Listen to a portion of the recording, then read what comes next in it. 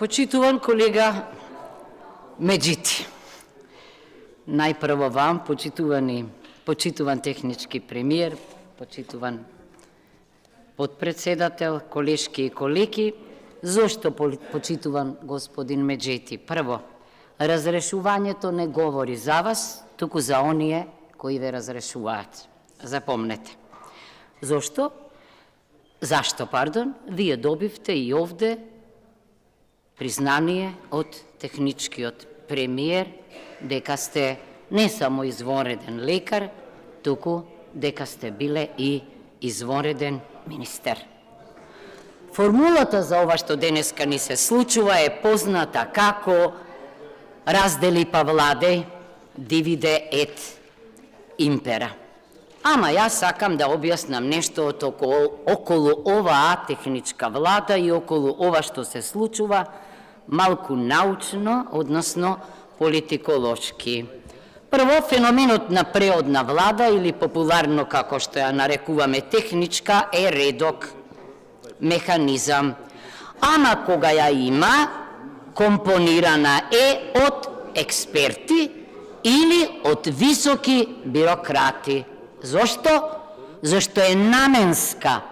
Тие гарантираат неутрално однесување на државните институции пред и за време на изборите, за да бидат фер и демократски. Ние до сега уште не сме добиле признание од ОПСЕ ОДИР за фер и демократски избори, туку секогаш ефикасно спроведени, добро спроведени и така натамо.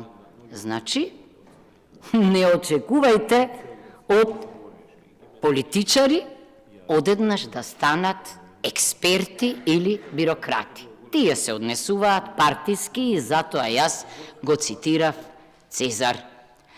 Уставот не содржи одредби за преодна или техничка влада, таа е пржински изум креиран на екстериторијален терен и интересна работа. Во сите членови за владата, за преодната влада, ќе најдете, отворете, дека важат во фуснота само за изборите од 2016 година. Член 89 вели, на уставот владата ја сочинуваат председател и министри. Нити има технички, нити има преоден, нити има дополнителен, ниту може дик, замислете, да решава спорови помеѓу министер и заменик министер. Лудо. Значи, нема пример ваков во Европската Унија, ниту па има пример, морам да кажам, премиер да има имунитет, а па технички премиер никогаш. Ајде понатаму. Кој се е влезен во овој чуден феномен? Член 90 вика, од уставот, председателот на Република Македонија е должен во рок од 10 дена од конституирањето на собранието, мандатот за состав на влада да го довери на кандидатот на партијата, односно партиите, што имаат мнозинство во собранието. И нашиот председател, по аналогија, само нему својствена, го даде кому мандатот на оној кој што е во коалицијата, односно кој што има мнозинство. Ама, што пишува законот за владата? За техничката влада пишува дека премиерот се бира, преодниот, од редот на партијата со најголем број пратеници. Зошто? Зашто гаранцијата е тогаш најголема дека ќе има тежа и против тежа, значи, меѓу кого? Меѓу најголемите партии. Понатамо членот 87 вели председателот на Републиката е одговорен за кршење на уставот и законите. Сега, во членот 94 од уставот, во ставот 2 се вели дека председателот на владата може да предложи разрешување на член на владата. Отворете во преодната влада од законот за владата, ниту збор нема за вакво нешто. Да потенцирам. Во државите каде што има вакви влади, технички, експертски, премиерите не разрешуваат во текот на тие 90 или 100 дена никого. Зошто? бидејќи е јасно дека тие се наменски и се тамо само и само да градат доверба, до консензус, за да дојде до фер и до демократски избори. Значи, техничките премиери не предлагаат разрешувања, зашто немаат легитимитет, ефемерни се, преодни се. Понатамо, како може сега да ни се случи ова што ни се случи? Првото моje прашање е, има ли партијата Алијанса на албанците председател? Има. Кој преговараше со господинот Таравари за техничка влада? Предпоставувам Ковачевски, предпоставувам тамо били господинот Али Ахмети, зашто тоа се одвивало меѓу председателите на партијата. Мојот колега го цитираше членот 6 од Законот за политички партии, може да го видите, и на партиите им се гарантира независност и самостојност, правен идентитет, што значи апсолутно ниту еден технички премиер не го интересира што се случува во некоја партија и се случува, реков, не се случува тој да посега по различни разрешувања.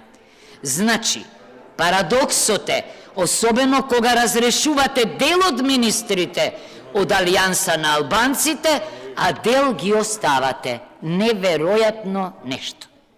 Значи, тоа не може да се стори без господинот Таравари, а најмалку на некаков си предлог, на некаква си кадровска комисија. Ама во животот, јас велам, па и во политиката, во секое зло има добро, ние постојано учиме лекции и постојано се враќаме на првата. Имено, има меѓу министрите добри и лоши министри. Има реформатори, има и партиски послушници, има политички хиени, кои се тамо само заради култот кон личноста која ги поставила. Добар лекар има поголема шанса да биде добар министер. Јас вас све запознав еднаш во рамките на анкетната комисија за онкологија, меѓутоа се повикував на вашиот исказ еден од 50-те и тој нам ни слушаше во формулирањето на заклучоците, зашто вие почнавте со реформи. И сега најдобро би било, за да профитираат на вас како политичари да ве остават, барем денеска, за мене беше шокантно, не само што не чув за грешки, заборавив да кажам, и понекогаш и тие техничките премиери можат да разрешат некога, ма знаете кога? Кога ќе дојде до некој во Италија, имаше скандал од невидени размери, па под притисок на јавноста. Значи, ниту чувме грешки, ниту чувме благодарност. Меѓутоа, пред катарза сме. Пред одговор дали ќе го одбереме доброто или лошото. Јас морам да кажам дека она што е најважно за мене, ду е врзана, ду имаме нешто на компјутер, дуи, ама имаме и анду.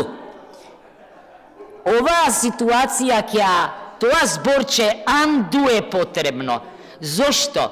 Зошто мораме да ставиме крај на ваквото однесување, не само кон министрите, особено кон другите, кон директори кои изградели мрежа и кои што манифестирале стручност и компетентност. Не лутете ми се, ама формулите од типот на европски фронтмени, како кваза пара или европјани, може дома да вази. Многу пати сум ви рекла и сега ќе ве прашам. Има овде партии кои членуваат во европските фамилии. Имаат статути како нив. Има партии од локален карактер, за кои никој не чул. Значи, не треба да се секирате, лекцијата е научена и мислам дека не се снима, но морам да кажам, нема пострашно од тоа, кога некој